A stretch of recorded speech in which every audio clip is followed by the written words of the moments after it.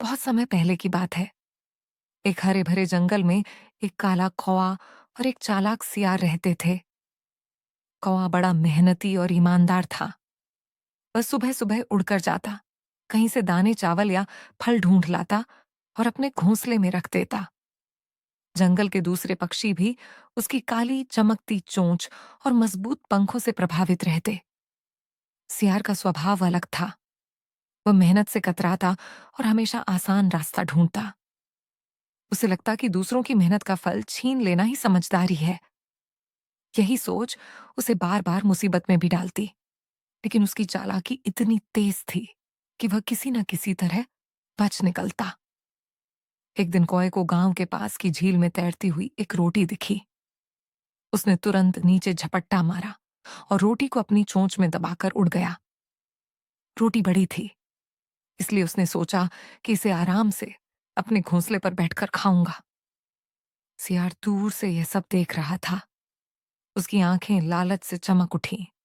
उसने मन ही मन कहा, अगर यह रोटी मुझे मिल जाए तो पूरे दिन का भोजन हो जाएगा और मुझे मेहनत भी नहीं करनी पड़ेगी।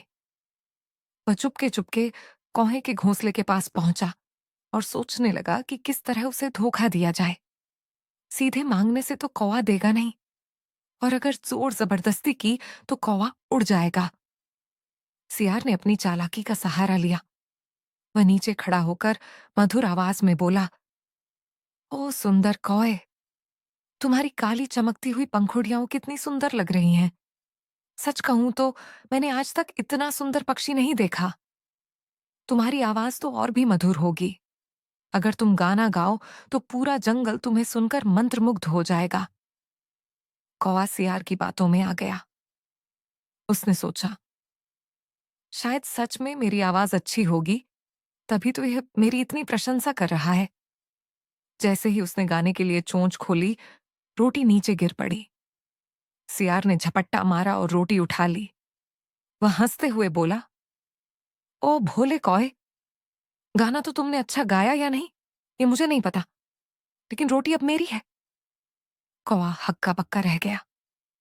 उसने समझ लिया कि सियार ने उसकी प्रशंसा सिर्फ धोखा देने के लिए की थी। वह पछताने लगा कि लालच और झूठी तारीफ के चक्कर में उसने अपना भोजन खो दिया। कुछ दिन बीते। इस बार सियार को फिर से शिकार चाहिए था। उसने वही चाल दोहरानी चाही, लेकिन अब कौवा समझदार हो चुका था। जब सियार ने फिर से उसकी प्रशंसा शुरू की तो कौवा ने तुरंत रोटी अपने घोंसले में छुपा दी और बोला, तारीफ सुनकर मूर्ख बनने वाला मैं अब नहीं रहा। तुम्हारी मीठी बातों से धोखा खा चुका हूं। मेहनत से पाया हुआ फल हमेशा संभाल कर रखना चाहिए। सियार चुपचाप खिसक गया। जंगल के दूसरे जानवर भी इस घटना से सीखने लगे कि मीठी बातों के पीछे छिपे लालच को पहचानना जरूरी है। इस तरह काले कौए ने अपनी गलती से सीख ली और सियार की मीठी बातों में फिर कभी न फंसने का निश्चय किया।